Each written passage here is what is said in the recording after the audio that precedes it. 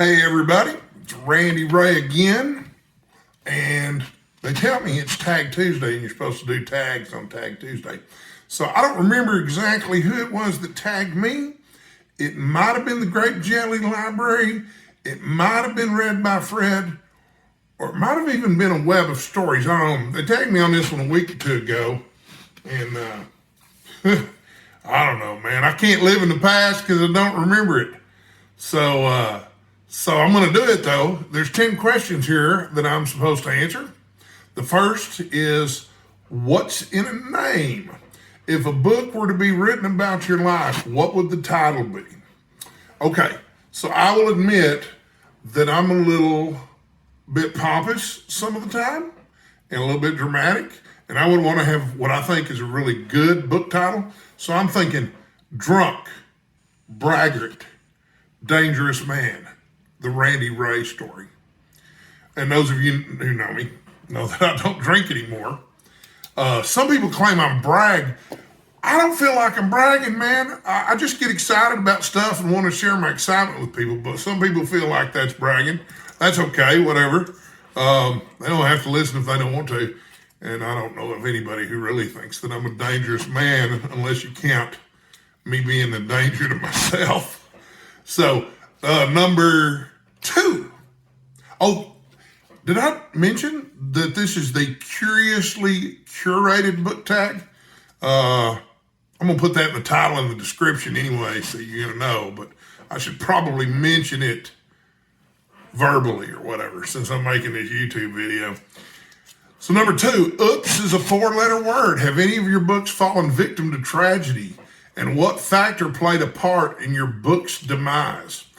Okay, so I'm going to mention a couple of my books falling victim to tragedy. One is, those of you know anything about my personal history know that I made a lot of money on the internet. And, I made some mistakes, and the IRS wound up taking everything, and my income dropped really low too. So I wound up having to sell my entire library to recycle books and records here in Denton to help me make the rent one month. That was a tragedy because I had some really beautiful editions that were worth quite a bit of money. And of course, now recycled was fair with me, don't get me wrong, but when you're selling books to a dealer, like you got to turn them around quick, you don't get full price. So, and I had some lovely editions. I had H.P. Lovecraft's first book from Arkham House. I had 2 copies of that. And, he was delighted to take those off my hand. I also had the beautiful Centipede Press edition of Salem's Lot. Huge volume. Gorgeous illustrations. Anyway, I hated to lose all those. That was a tragedy. So I've kind of been rebuilding my library. And I don't have anything particularly expensive or rare in it at this point. I do have a couple of autographed John Irvings, but I don't think they're worth much. But I mean, when they're worth a lot, if you like to read John Irving. The other tragedy was a smaller tragedy. I have a couple of dogs who I absolutely adore. And one of them is getting really old, and he's not as potty trained as he used to be. And I can't put my books on the bottom shelf of my bookshelves anymore because he's part pug, and pugs are prone to peeing on whatever they want to pee on anyway. When I was a boy, my dad came in the house cussing one time before work. And I was like, "What's the matter, Daddy?" And he said he was talking to the old woman who lived next door. Mrs. Weeks was her name. She'd been a school teacher of my dad's when he was a youngster. And now we were neighbors, and they talked over the back fence all the time. And I loved her because she always had ice cream sandwiches for me. And anyway, he came in the house. He'd been standing out there talking to Mrs. Weeks, and we had a pug named Bergie. Bergie just walked over and peed on his pants leg. He had to come in and change clothes before he went to work. And I think he was worried it was going to make him late. Daddy didn't like to be late. I digress. In terms of an effect that, so I skipped ahead of the question there. But 3, tell me all about it. How do you personally feel about DNF'ing a book, and what effect, if any, does it have on you? Well, I don't mind DNFing a book if I think it's bad, but I like a lot of stuff too. So I don't remember the last time I DNF'd a book. DNF stands for do not finished. I think everybody knows that. If you're watching my channel, you probably figured that out. But I do have quite a few books that are DNF for now. I've got 19 books on my I'm currently reading list at Goodreads. And some of them been on there a couple of years. So I'm still in the middle of them. And depending on how long I live, I might or might not finish them. I'm okay with that either way, you know. But yeah, DNFing a book's probably a good idea. You know, we're all reading against the clock is what I saw Harold Bloom mention in an essay one time. And, you know, think about it. Reading time's precious. 4, the sound of silence. It is said that silence is golden. When reading a book, can you comprehensively read amongst the chaos and chatter, or do you require a hushed atmosphere? You know, when I was younger, I would read with the TV on, I would read with the radio on, but I don't feel like I got the kind of comprehension that I would have preferred to have when I was reading. I like to read alone in silence, uninterrupted preferably. I find that I understand the material better and I make a lot more progress.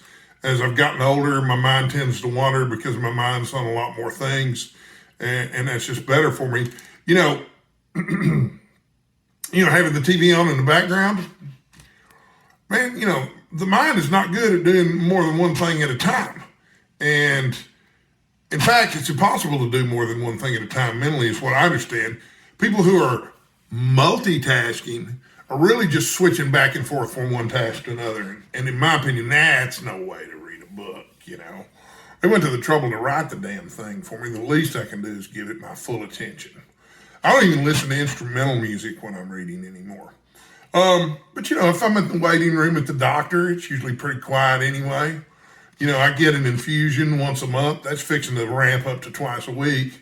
And I read while I'm getting my infusion, but it's fairly quiet in there for that. So, you know, people aren't real talkative when they're getting their cancer treatments. That's just an observation, you know. Number 5 of the curiously curated tag questions. It's all in the details. Choose 5 words that best describe your feelings towards book banning. Appalled. That's word number 1. Stupid. That's word number 2. 3, cowardly. 4, ignorant. 5, illiterate. People who are literate, you know, don't generally think that books ought to be banned. You know, yeah, it's ridiculous. And don't even get me started on these clowns who are sensitivity editors or whatever, man. I'd rather work at McDonald's than be a sensitivity editor for a book. 6, it's never too late.